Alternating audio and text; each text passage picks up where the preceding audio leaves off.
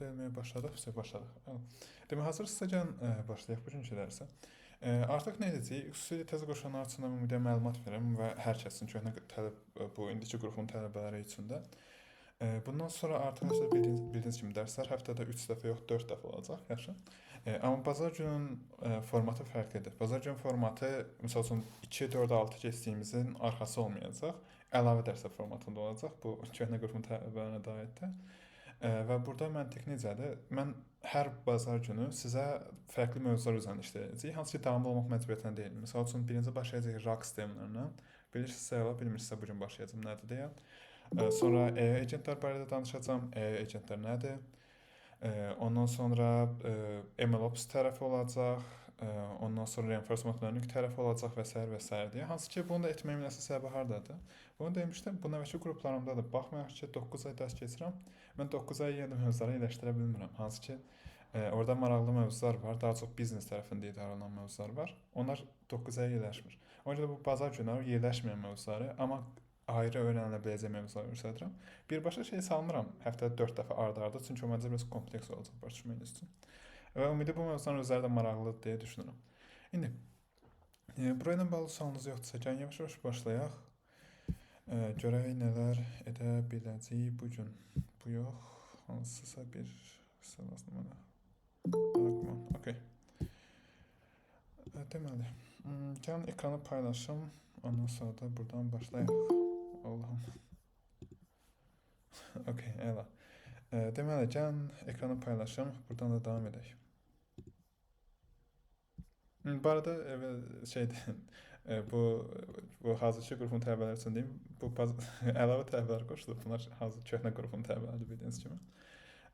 Çünki bu mövzuları onlara da çatdırmamışdım. Onun üçün belə ümumi göstərirəm.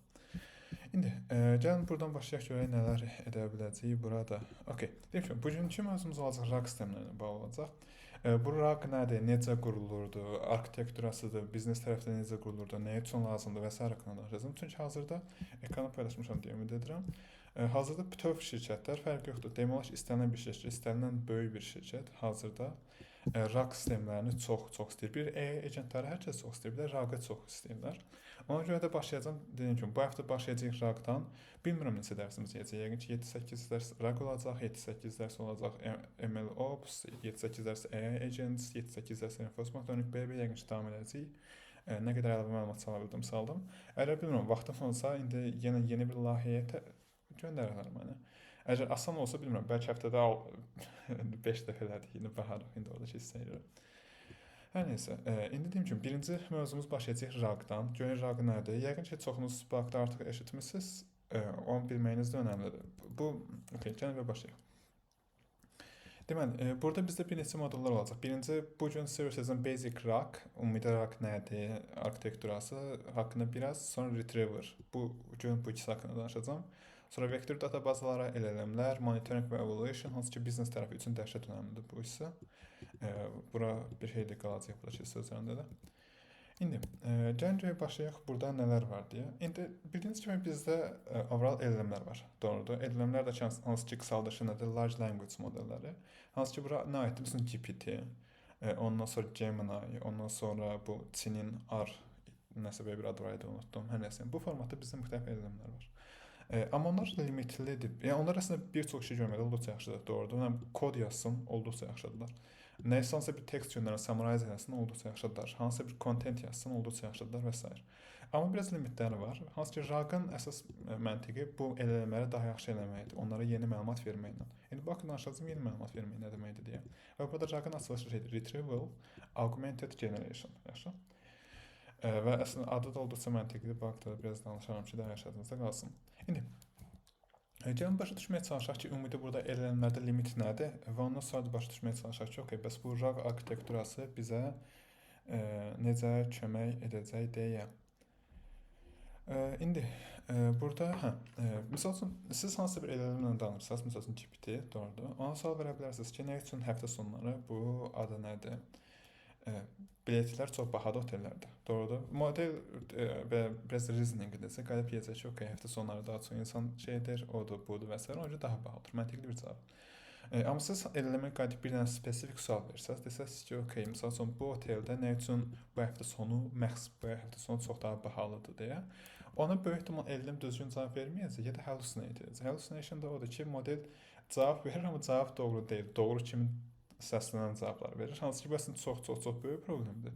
Və Raqın da əsas məqsədi elə bunu həll etməkdir. Bu haqda indi biraz ətraflı danışacağam. Əsas məqsədlərindən biri ən azından. İndi bəs misal üçün əgər siz misal üçün elmə bu sual versəz, doğrudur, nə üçün bu həftə sonu olduqca bahalıdır deyə model birbaşa cavab verə bilməyəcək ona adətən. Ona adətən nə lazım olacaq? Biraz araşdırma etmək lazım olacaq internetdən ki, okey, misal üçün Taylor Swift gəlir, kimsə buna qulaq asırsa bu həftə sonu şəhərə və ona görə də biraz daha bahadır. Ümumiyyətlə məntiqi belədir. Ya da ki, misal üçün siz daha da spesifik sual verə bilərsiniz. Nə üçün bu otelin kapasitesi şeydir, okay, nə üçün daha böyük deyil, misal üçün otel və s. Bu tipdə bir sual versəz siz elələmə, eləm sizə deyir, doğru bir cavab verə bilməyəcək. Bunun da əsas problem hardadır? Çünki elələmələrin işləm məntiqi necədir? Onlar çox böyük data üzərində treyn olurlar. Hansı ki, çox data deyim, az qalıb bütöv internetdə. Və ona görə bunun üzərində treyn olduqdan sonra artıq sizin suallara cavab verə bilirlər. Ümumi generik suallara cavab verə bilirlər. Deyin ki, belə bir kod generate edir. Okay, kifayət qədər kod example görə bilər. Statistik modellərdə, hansı ki, sonradan onlar haqqında danışacağam. Və deyək ki, okay, belə bir cavabı var. Qısaca məntiqi belə olacaq. Amma problem oradadır ki, onların belə cut-off date olur. Misal üçün, müəyyən bir tarixə qədər hansı bir data üzərində treyn olurlar. Misal üçün, deyək, onlar treyn olublar, bilmirəm, deyək 2024-cü ilin dekabr ayına kimi misal üçün treyn olub. Amma ondan sonra dəyişikliklər baş verib. Doğrudan nəysə, əgər o tarixdən sonra bir sual versəz, adətən model çox bərbad cavablar verəcək. Və hansı ki, bunu yoxlamışam. Yoxlamışam deyəndə mən hansı bir Danon üçün nəsə edirdim, yeni bir sistem var idi, hansı ki, belə 2 həftə əvvəl çıxmışdı. GPT ilə danışırdım, ağlına gələn deyirdi. Ağlına gələn dediyim məntiqli nəsə deyirdi. Belə qıraqdan baxanda düşünə bilərsiniz ki, okey, məntiqlidir, amma hamısı səhv idi. Qısaca məntiq belə idi. Çünki o yeni şeylə bağlı məlumatı yoxdur. O data üzərində treyn olmayıb. İnternetdən search etməmişdi cavab verəndə. Ona görə belə problem törənməyə başlayır. İkinci problem isə oradadır ki, ümumi klassik elmlərdə bir çox data şəxsidir. Yəni bir çox data internet üzərində əl çatan deyil. Məsəl üçün sizin öz şirkətiniz haqqında ola bilər, doğrudur. Hansı bir müştəri gəlib sual verə bilər. Hansı ki, o data internetdə yoxdur. Eləcəm o data üzərində treyn olmadığına görə nə də doğru cavab verməyəcək. Əgər elm olduqca yaxşıdırsa, əgər bu problemi həll edib, müəyyən qədər həll edib, deyə bilər ki, bilmirəm, amma adətən özündən bir cavab atır ortaya. Hansı ki, bunu bir növ qaldırmağa çalışırlar həmin problemi. Training prosesi ilə bağlı o qədər çox danışmaq istəmirəm hazırda. İndi ona görə də bizdə nə baş verir? RAG sistemlərindən istifadə edilir. RAG sistemlərinin məntiqi nədir? RAG deyir ki, okey, cavab verməzdən əvvəl məndə bir databaz olacaq. Hansı ki, databaz ola bilər, SQL databazası ola bilər, web saytdan çəkilən məlumatlar ola bilər və s. İndi fərqi yoxdur. Hansısa bir istənilən bir databaz Excel-də olar. Orada məndə də məlumatlar var, hansı ki, internetdə bu haqqda məlumatlar yoxdur. Elm cavab verməzdən əvvəl gedəcək, ona baxacaq, oradakı datanı oxuyacaq, ondan sonra cavab verəcək. Ümumiyyətlə RAG-ın qısaca məntiqi belədir. Oldu. İndi bunu necə etməkdir, odur, budur və s. haqqında danışacağam. Amma qısa məntiqi belədir. Retrieval hissəsi var. Retrieve götürür, doğrudur. İnformasiyanı götürür, məsəl üçün internetdən götürür. Ondan sonra da generation hissəsi gəlir. Generation hissəsi də eləmin, bu hissəni eləm eləmir adətən retrieval hissəsinə. Hansı datanı çəkilmək, xüsusi bir alqoritma var, hansı ki, tanış olacaq elə bu gün. Ondan sonra generation hissəsi gəlir. O datanı çəkir, o datanı elləmə göndərirsiniz, baxır o dataya, ona əsasən reasoning edir. Nəticə çıxardır ki, bu belədir, ki, cavab belədir. Qısaca işləm məntiqi belədir. Misal üçün, və onda sual verə bilərsiniz ki, mən nə vaxt eləmi istifadə edəsəm yaxşı olar, nə vaxt adı nədir, RAG istifadə edəsəm yaxşı olar. Ümumi suallardırsa, heç bir internetdən cavab, xüsusi bir data ehtiyac yoxdursa, eləmini istifadə edə bilərsiniz. Hansı ki, bir sualda olduqca yaxşıdır. Bu bayaqki sual kimi. Yox, daha bir dəqiq bir cavaba ehtiyac varsa, artıq bir research-a ehtiyac var, bir retrieval sistemə ehtiyac var ki, o datanı çəksin. İndi bunun necə işləməsi barədə daha ətraflı danışacağam. Amma yenə, məsəl üçün, bu traditional language modellərdə nə baş verir? Siz sual verirsiniz, ya yaxşı cavab verəcək, doğrudur. Amma əgər çox yeni bir informasiyadirsə, ya da xüsusi bir bilikdirsə, çox da mükəmməl bir cavab verməyə bilər. Qəribə cavablar verə bilər. İndi, burada baxın, buradan nə ilə bağlıdır? Okey. Bir də saniyə. Deməli, Hammer Hotel Kapısı Classic Downtown. Deməli, indi misal üçün siz elmlərin işləmə məntiqini onsuz bilirsiniz də, orada inanmıram ki, hər hansı elmdən artıq istifadə etməyən bir şey sonra gündəlik həyatında. Sadəcə kodlaşdırmadan söhbət getmir də, orada gündəlik həyatınızda mən bir çox şeylə bağlı sual verirəm deyə. Hətta cüməli bir şey deyim. Mən Gürcüstanda bundan əvvəl olmuşdum, amma metroya minməmişdim. İndi metroya minirdim bu yaxınlarda. Mindim, soruşdum çox GPT ilə danışdım, çox hansı istiqamətə getməliyəm məsələn, çox da qəşəng izah elədi. Çünki orada düşüb başqa şey minib getmək lazımdır, bir şey var idi. Olduqca da qəşəng izah elədi. Yəni bir çox gündəlik həyatın istənilən bir hissəsində olduqca kömək edə bilər əslində. İndi bir dəfə mən səhv yerə göndərmişdi, ayrı məsələdə. Səhv stansiyona getdim, amma belə adətən pis deyil.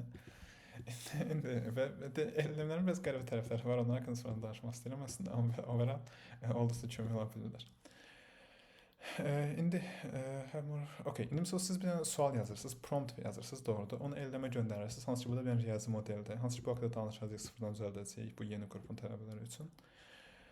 Ondan sonra da həmin model irtəyin üzərində küllü miqdarda data üzərində train olduğu üçün artıq adətən ümumi generik bir sualdırsa, adətən cavab verə bilir. Əgər həmin data, o train olduğu data üzərində yoxsa, adətən cavab verə bilmir.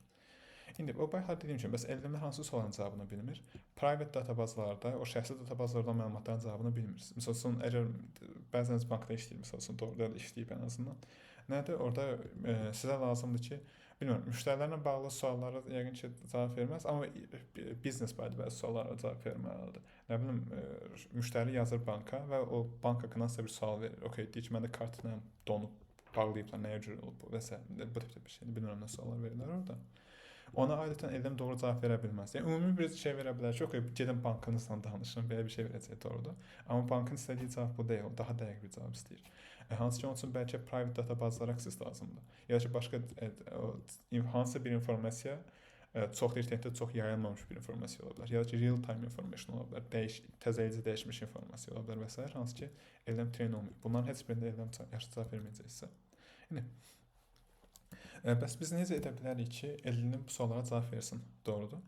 Əgər bəzəniz proqramlaşdırma ilə yarısınızdan çoxu belə baxıram artıq, amma eybi yox. Proqramlaşdırma ilə tanış olanlar üçün, şeylərlə tanış olanlar üçün deyirsiniz ki, nə var ki, gəl model train edək, doğrudur? Yeni bir data götürək, hansı data üzərində train olmayıbsa, həmin data üzərində train edək. Qısaca belə bir düşünə bilərsiniz. Təqribən okeydir, amma çox da wow deyil. İki dənə səbəbi var. Birincisi, böyük dil modellərini train etmək çox bahadır. Və adətən onları train olduqdan sonra təzədən train etdikdə çox da köhnə bildiklərini unudurlar və qəribə nəticələr əldə edə bilirsiniz. Əslində ona fine tuning deyirlər, bildiyiniz kimi bəzilərinizin. Onu etmək növbəsi də var, RAG etmək sistemi də var. Belə o databazalarda və sair də ondan train etmək ümumi yaxşı bir şey deyil. Xüsusi bir sahə üzərində train etmək. O haqqda sonradan danışacağam. İndi amma ümumiyyətlə bu RAG sistemində necə edə bilərik ki, okey, modeli train etmədən, heç nə öyrətmədən, eləyək ki, bizə GPT bizim şəxsi suallara cavab versin. Doğrudur. Bunu necə edə bilərik? Əslində sadə bir məntiq var. Promptun içərisinə qoyarsınız həmin məlumatları. Məsəl üçün mən prompt yazıram ki, okey, nə bilim, bu kartımı niyə dondurdu banka misal üçün belə bir şey, doğrudur. Belə bir sual verdim və təbii ki, elm buna cavab verə bilməyəcək, amma mən götürüb o promptun içərisinə, mənim yazdığım query-nin içərisinə doğru cavabı qoya bilsəm necəsə, deyəsəm ki, okey, misal üçün kartınızda qəribə şəkildə çoxlu pul çıxır və girir. Məsələn, belə bir səbəb olub deyək ki, ortaya bir səbəb atıram. O olsa, modelin onu görsə, artıq doğru cavab verə biləcək. Onda RAG-lar necə işləyir? Bir prompt düzəldirsiniz, sualınızı yazırsınız, doğrudur. Ondan sonra isə, düzgün burada da olmalı deyə düşünürəm. Desən yoxdur. Misal üçün burada var. Öz sualınızı yazırsınız, yaxşı? Ondan sonra isə deyirsiniz ki, okey, aşağıda gələn məlumatlara əsasən cavab ver. Aşağıda hansı məlumatlar gələcək? Promptun sonuna ya da əvvəlinə indi baxır, harasa əlavə edirsiniz. Cavabları, kart nəyə görə dona bilər? Bizdə burada retriever hissəsi var, doğrudur. Retriever gələcək, sizin sualınıza əsasən deyəcək databazadan və ya hardansınız məlumatı çəkəcək, qoyacaq promptun içərisinə. Və model cavab verəndə deyəcəksiniz ki, okey, mənim belə bir sualım var, sualıma cavab ver, bu çəkilən dataya əsasən. İndi bunu necə edəcək, haqqında danışacağım. Amma qısaca məntiqi belədir. Və bu formatda gedib databazadan sizə lazım olan məlumatları çəkirsiniz, onu promptun içərisinə yerləşdirirsiniz. Model deyir ki, sualıma cavab ver, amma burada məsələn kontekst olaraq göndərmişəm, bunu oxuya bilərsən. Artıq modelin aksesi var o dataya və aslında cavab verə bilir. Bu da sayədə əslində olduqca məntiqli bir yanaşmadır. İndi buna bağlı suallarınız ola bilər ki, okey, niyə şey eləməyək, adı nədir, bütöv data göndərməyək, odur, budur və s. Bunun haqqında danışacağım birazdan, necə məlumatınız yoxdursa. İndi ümid edirəm bu da keçsə aydındır. Yəni sadəcə promptun içərisinə qoyursunuz necəsə, deyəcəm birazdan. Misal üçün, okey, bu həftə sonuya baxadı. Əgər düzgün o xəbər reportlarını tapa bilsəz, bir də forum postlarını götürürsüz. Sizin prompt üstə gəlinsin, text kimi bu reportlar plus bu. Ondan sonrası bunun hamısını göndərirsiniz LLM-ə. LLM deyir ki, okey, elə sualın içərisində cavab ver var. Gəlin reason'a gedib doğru suala doğru şeylə cavab verək. Qısaca məntiq belə olacaq. İndi okey və beləcə okey RAG sistemə göndərirsiniz. Okey. Və ümumi arxitekturunda necə oldu? Gəldiniz bura, sualınızı yazdınız. RAG sisteminə göndərirsiniz sualınızı. Doğrudur. Ondan sonra isə augmentation baş verir. Augmentation hissəsi baş verir. Augmented prompt olur. Augmented prompt nədir? Artırırsınız. Məsəl üçün yazdığınız sual sonuna o bayaq dediyim kimi o çəkilən data. Yaxşı. Bunu çəkdiniz, göndərdiniz LLM-ə, o da sizin üçün response verir. Əslində fikir versinə qədər sadə bir məntiqi var. Deyirsiniz ki, okay, əgər LLM-in bu haqda məlumatı yoxdursa, gəl bu məlumatdan incisi göndərək ona və deyir ki, okay, bu göndərdiyi məlumat sizin suala cavab ver. Yəni reason-a gəlsin. Qısaca məntiqi budur. Bəzən deyir ki, ağlında sual ola bilər ki, okay, necə çəkir o lazımı hissəni, odur, budur və s. O haqda danışacağım birazdan, amma hələ ki belə stəhiyyə şəkildə edir, hələ ki fikirləşin, göstərəcəm. Ondan sonra suala cavab verir. Все, qurtardı bu qədər. İndi gəldik o sualınız ola biləcək hissəyə. Doğrudur. Bəs bu necə işləyir? Necə doğru məlumatı çəkir? Bizdə o retriever var. O RAG-dakı retrieval hissəsi, retriever məlumatı var. Və bunun elədiyi nədir? Doğru informasiyanı sizin üçün çəkir necəsə. Və gedir sizin databazanıza o ən aidiyyət, bütöv databazanı götürmür. Lazımı olan hissələri necəsə tapır. Ondan sonra da onu LLM-ə göndərir və bu da ki LLM-in generation'ını artırır. Oradan gəlir retrieval, doğrudur. Retrieve edirsiniz, augment edirsiniz promptu və ona əsasən də generate edirsiniz. RAG adı aslında oradan gəlir. Yəni belə bir şey deyil. Random yazmayıblar. İndi deyim kimi bu biraz daha dərinə düşəcəm retriever'da, xüsusilə o biri slaytlarda, amma hələ ki ümumi basic overview-su belədir. İndi bəs bu RAG harda istifadə olunur? Əslində RAG bir çox yerdə istifadə olunur. Xüsusilə məsəl üçün kod yazırsınızsa, aranızda bəzən çoxunuz işləyirsiniz doğrudur köhnə qrupdan. Daha yaxşı LLM istifadə etmək üçün əslində buna başlamaq yaxşıdır. Ümumiyyətlə LLM-lərin bu necə yanaşmağı məsələlərə. Məsəl üçün RAG istifadə oluna bilər, code generation üçün istifadə oluna bilər. Doğrudur. Və bu məsəl üçün nə üçün önəmli bir hissədir? Məsəl üçün əgər hansısa bir kod yazdıranda LLM-ə, hansısa bir hissədə ilişə bilərsiniz. Doğrudur. Və ilişəndə nə baş verəcək? Siz deyəcəksiniz ki, mən belə bir yerdə ilişmişəm, sizə bir kod generate edəsin. Kod generate edirəm, yapışdırsaz o işləməyəcək. Nəyə görə işləməyəcək? Çünki siz onsuz o birinci sətr yazdığınız kod deyil. Orada 50 dənə klass var. Biraz çox oldu, amma çoxlu funksiyalar var, çoxlu klasslar var. Və bu yeni funksiya köhnələrdən asılıdır. Əgər siz modelə göndərməsəz bu klassları, bu funksiyaları nədir? Doğru cavab təbii ki verə bilməyəcək. Ya da ki özündən nəsə atacaq, ya da ki bambaşqa bir məntiq yazacaq. Onun üçün modelin daha doğru cavab verə bilməsi üçün nəyə ehtiyac var? Bu arada ümumi LLM-lərdən daha düzgün istifadə edəsiniz. O yazdığınız koda ehtiyac var. Yaxşı. Amma deyə bilərsiniz, okey, məndə çoxdur kod, doğrudur. Hamısını göndərib yapışdırmaqdır, odur, budur və s. Məsəl üçün burada yenə RAG sistemi işə düşəcək. Deyəcək ki, okey, belə bir sual var. Bu sual əsasən gedəcək o kod yazdığınız yerdən, workspace-inizdən doğru kodları götürəcək. O sualınıza aidiyyəti olan kodları. Onları əlavə edəcək promptunuza, sizin öz sualınızı yazırsınız, bu əslində sualınıza cavab verir. Və beləcə nə oldu? Code generation da artdı. Yəni beləcə modelin şeyini edə bilərsiniz. Məsəl üçün əslində əgər VS Code-dan və s. istifadə edirsinizsə, doğrudur. Orada var bizdə Copilot var. Məsəl üçün bunun əslində elədiyi budur. Burada agentic modu var. Necə aktivləşdirdim? Bunu belə aktivləşdirdim. Məsəl üçün burada agent modu var. Gələndə bura. Və siz bir sual verəndə burada RAG-a bənzər bir sistem işə düşür, gedir, kodunuzda lazım hissələri çəkir, əlavə edir bura, odur, budur və s. Ondan sonra da deyir ki, okey, sizdə kodda buna görə problem ola bilər. Təkcə sizin bu problem olan hissəyə baxmır, deyir, lazım olan hissələrə də baxır. Olduqca effektiv bir üsuldur. Yəni. Oy, çox getdik. Elə bilirsə, o bir slide. Okey. Və beləcə də sualınıza doğru cavab verə bilir. Təkcə bu kod hissəsinin təbii ki bağlı deyil, amma belə ümumiyyətlə doğru kodlar göndərmək kömək edir. Deməli, ondan sonra okey, yəni bu da ümumiyyətlə code generation şeyini artırır kod hissəsində. Sonra company chatbots-da bilirəm ki, 3-4-ünüz bunu işlə düzəldib, artıq elə düzəltmə olub, hətta daha çoxunuz deyəsən 5-6 nəfər. Və burada da RAG çox işə yarayır. Çünki sizə lazımdır müştərilərlə danışsın, doğrudur. Müştəri ilə danışa bilər, belə ümumi danışa bilər. Amma müştəri ümumi danışmaq üçün yəqin ki, sizin chatbotdan istifadə etməyəcəkdir. Biznes yönümlü, sizin biznes spesifik suallar verməyə çalışacaq və hansı ki, bu data üzərində modeliniz treyn olmayıb. Nə baş verəcək? Mənasız cavablar verəcək. Nə lazımdırsa, yəni RAG lazımdır. Yəni retriever gedəcək, düzgün məlumat çəkəcək, əlavə edəcək sizin prompta, onu göndərəcək ki, bu gələn məlumat testə mənim sualıma cavab ver. O da doğru şəkildə cavab verəcək. Hansı ki, bu dəqiqə inanılmazsınız ki, nə qədər şirkət bunu istəyirdi, özü üçün dəhşətli miqdarda şirkət. Belə hazırda mən 10 dənə falan şirkətə refer olunmuşam və bu 10 şirkətin 7-sinin istədiyi, hətta bəlkə 8-nin adı nədir? RAG və agentlərdir sadəcə dəhşət və heç bir də balaca şirkət deyil, dediyim ki, hamısı dünyanın top şirkətləridir. İndi bu formatda işləyirlər. Və ən azından bu formatda da istifadə oluna bilər. Ondan sonra başqa söz var idi. High impact domains, məsələn legal və medical use cases istifadə olunur. Hansı ki, buna bağlı da iş var idi məndə. Məsələn tibbi suallara. Kimdir bu? Bu qədər gec qoşdum. Rəhman Muhtar öldü. Nəysə, deməli, dərsə vaxtında qoşulun. İndi burada gözün görüm. Burada sual var. Okay, yoxdur. Bu arada danışa gedirəm. Çünki düşünürəm ki, çox şey izah edirəm. Hər nəysə, kimsə bir sual var mı bura qədər? Varsa deyin, yoxsa davam edək bundan sonra. Okay, deyəsən sual yoxdur deyə düşünürəm. Okay, hələ ki belə şeydə danışıram. Vaxtımız qalansa yəqin ki, gələn dərsəsim olacaq. Çünki lokal eldən falan yükləyəcəyik burada. İndi bu yox, bu. Okay. Məsələn, tibbi sahələrdə istifadə olunan hansı biraz daha baş ağrısıdır. Bu belə bir istifadə biraz narahat edir açıq məni elləmdən istifadə etmək. Amma nə tiblə bağlı suallara cavab versin. Doğrudur. Yenə əgər və bu arada deyim ki, bir şirkət məndən istəmişdi bunu. Elə bu yaxınlarda. No code idi deyə istəmədim mən. Biraz ürəyim sıxılır orada. İndi ondan sonra spesifik dokumentlərə cavab versin, dəqiq cavab versin və s. Bu tipdə suallardan istifadə olunur.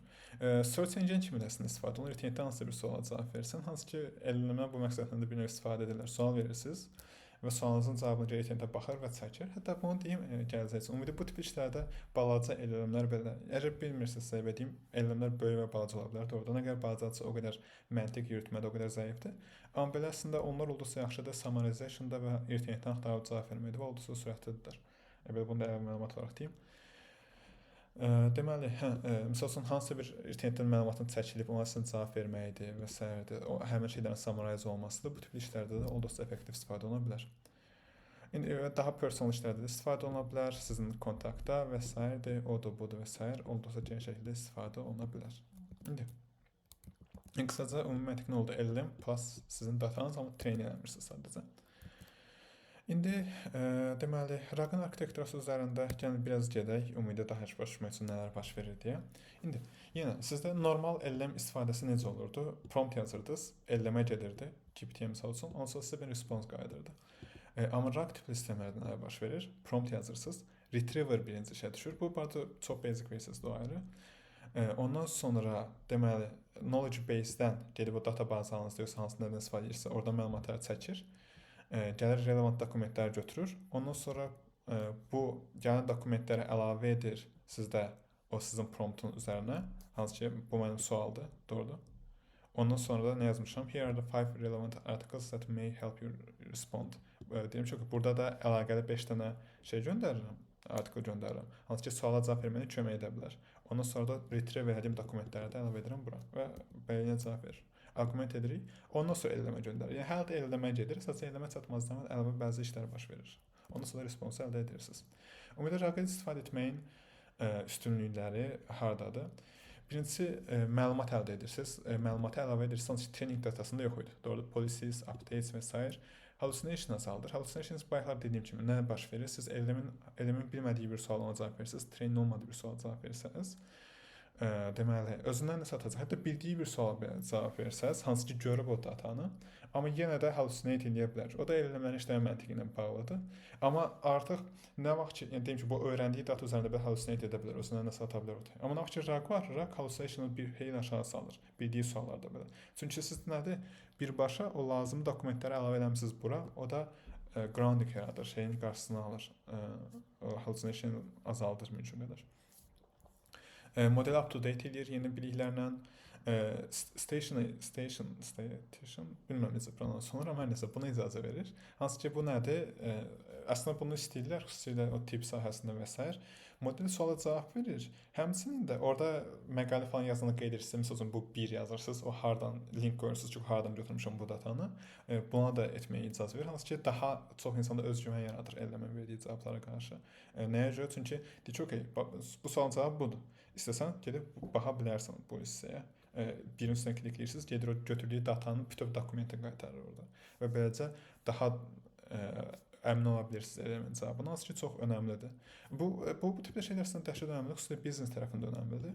Çünki siz belə bir şey düzəldə bilərsiniz və tez-tez doğru cavab qaytara bilər. Amma bir-iki dəfə səhv cavab qaytarmaq nədir? Sizin proqrama qarşı olan öz güvəni aşağı salır, müştərilərin inamını aşağı salır. Ona görə də bu əslində dəhşət önəmli şeylərdir bunlar. Deməli, bu heç elm cavab verib haqqında danışdım. İndi bu azda eləmə haqqında danışacağım. Eləmə onsuz köhnə qrupundakı tələbələr kifayət qədər yaxşı bilirlər, amma yenilər üçün müəyyən qədər ideyaniz olsun. Onsuz sizlə də sonradan düzəldəcəyəm. Amma sizlə burada çatmamızda çox var.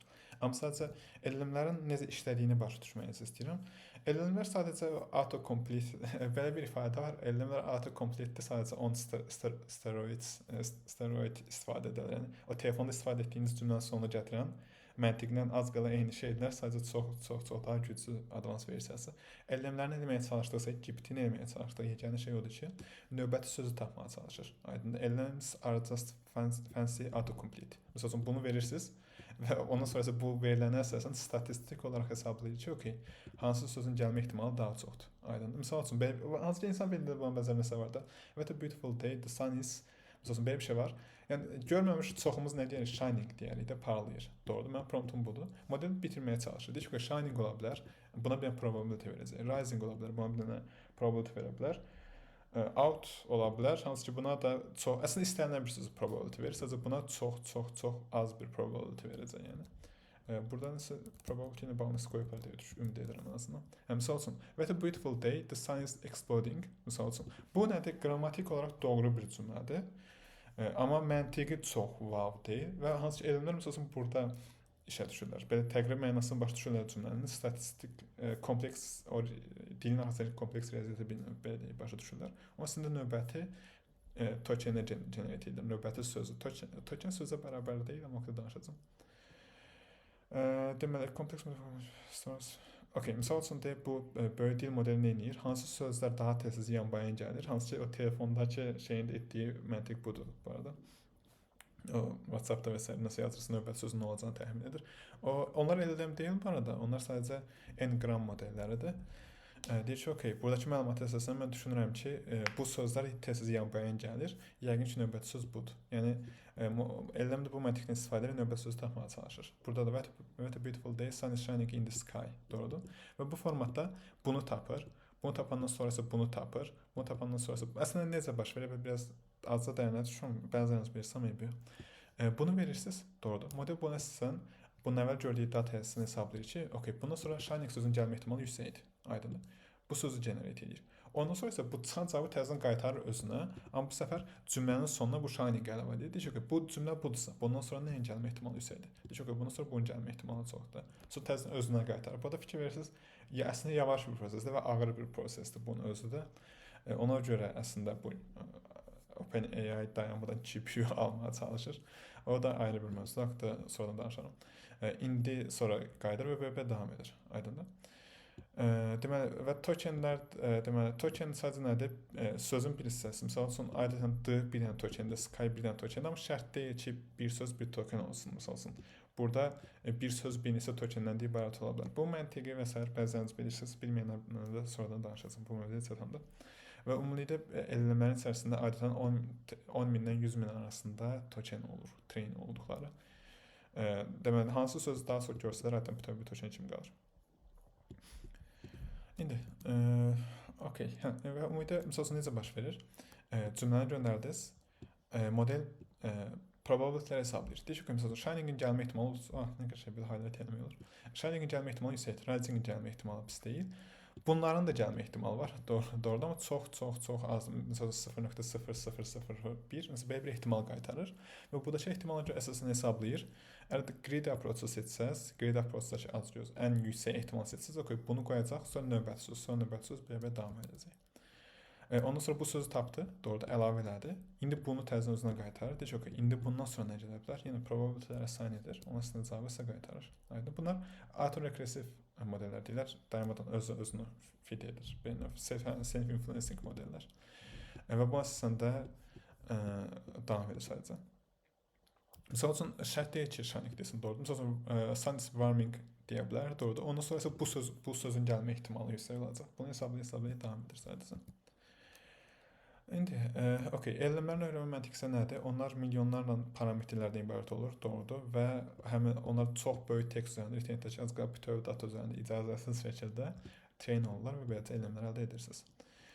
Və ümumiyyətlə, əgər elmləri train etmədən hansı bir cavab çıxartmağı yoxlasanız, mənasız şəkildə sadəcə cümlə sözləri ard-arda atır tokenləri. Forward to Saturn's dance floor, she yelled, tail, belə davam edir. Amma kifayət qədər artıq data görəndən sonra isə artıq məntiqi başa düşürlər statistik ardıcılığı. Sadəcə bu formatda davam edir.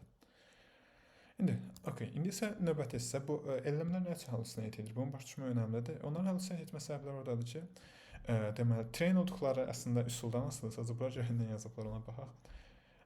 Okey, sadəcə elmlərin əsas məntiqi nədir? Deyim ki, onlar insan kimi cümləni əslində başa düşmürlər, başa düşürmüş kimi davranırlar və ehtimala baxırlar. Yəni sadəcə ki, bundan sonra bu sözün gəlmə ehtimalı yüksəkdir. Nə qədər bu elmlərlə danışsanız da elə görsənməsə də əslində sadəcə dediyi budur. Gəlir, bunun əvvəlki dataya baxır, ona əslində deyir ki, bunlardan sonra bunun gəlmə ehtimalı yüksəkdir. Yəni yeganə elədiyi budur. Ona görə deyirəm ki, əgər bu sahədə işləmək istəyirsə, yaxşı riyaziyyat, statistika və sair önəmlidir. Və okey, yəni qısaca dediyim belə yenə növbəti söz tapmağa çalışır. Ən qısaca məntiq budur, doğrudur. Və bunda nə baş verir? Əgər modelin train olmadığı bir hissə varsa, doğrudur. O zaman nə edəcək? Sadəcə model cavab bilmirəm üzərində train olmur. Birbaşa sadəcə növbəti söz tapma üzərində train olur. Düzdür, post-training hissəsi biraz fərqlidir. Amma yenə də və buna görə nədir?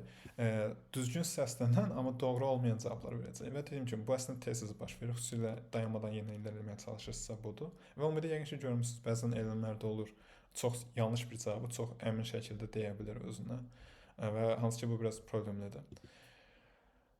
Deməli, misal üçün, elmlər train olublar, probable text tapmaq. Okay, bu sözdən sonra nə gələ bilər? Doğru teksti yox. Yaxşı, onlar train olmayıblar ki, həmişə doğru cavab versinlər. Bunun üzərində işləyirlər hazırda.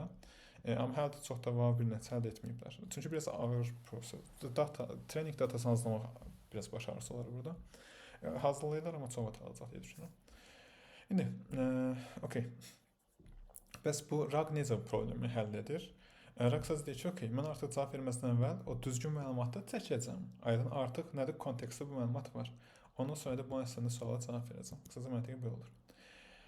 İndi növbəti hissədə sual verə bilərsiniz ki, okey, nə üçün belə retriever kimi bir şey ehtiyacımız var? Niyə götürüb bütöv faylları atmayaq GPT-yə misal üçün? Doğrudur, bizə lazım olan bütün məlumatları və deyək ki, okey, bu əslində cavab ver.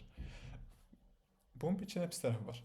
Birincisi, daha baha olacaq, doğrudur, çünki bilmirəm, əgər API-lərdən istifadə etmişsiniz ki, məncə çoxunu istifadə etmişsiniz, bilmirsiniz, önəmli deyil, amma GPT ilə danışmaq üçün API-dən istifadə etmişsinizsə, orada qiymətlərə də baxmısınız, ümid edirəm. Orada şey var, nə qədər input yazırsınızsa, yəni nə qədər token, nə qədər söz yazırsınızsa, əslində qiymət o qədər qalxır. Dəhşət baha bir şey deyil, qiymətləri ezbərə bilmirəm, amma deyək ki, hər yazdığınız token üçün deyək ki, 0.008 sent ödəyirsiniz, misal üçün, doğru. Və bu zaman nə olur? Siz bütöv datanı ora atsanız baha olacaq, çox baha olacaq. Ən sadə suala cavab vermək üçün belə o qədər şeyin hamısı sizin promptun içərisində olacaq. Çünki siz nəyiz bütöv datanı atdınız ora bahadır. Bu yaxşı bir şey deyil. Ümumiyyətlə model performansı barədə düşür aşağı. Çünki lazımsız milyonda məlumat atmısınız. Aidiyyatı olan olmayan bütün məlumatları hər dəfə bütöv faylları yüklüyorsunuz. Bu da yaxşı bir şey deyil. Və modeli ümumiyyətlə yavaşladırsınız həmçinin. Çünki o bütöv o qədər məlumatı oxumalıdır. Digər problemi sordadır ki, context window problemi var. Context windowda nədir? Siz əlləmə məlumat göndərəndə onun context window olur. Yəni nə qədərsə məlumatı görə bir dəfəyə nə qədər prompt göndərə bilərsiniz. Yaxşı. Bunu getdikcə böyüdürlər. Amma yenə də limit var. Yəni siz əgər şirkətin bütöv datasını birbaşa promptun içərisinə salmağa çalışırsınız, adətən həmin context window-a yerləşməyəcək. Yaxşı. Məsəl üçün bilmirəm əslində nə qədərdir. Context window. Axırıncı müəllim Gemini-də idi də deyəsə 1 milyon idi. Xüsusi danışıqla nəsə olsa 2 milyona qədər qaldıra bilirlər. Evet, doğrudur. Demək, Prolar üçün 2 milyon. Deməli, desək, ID-də isə 1 milyon tokendir. Hansı ki, bu da 1500 səhifədir. Doğrudur.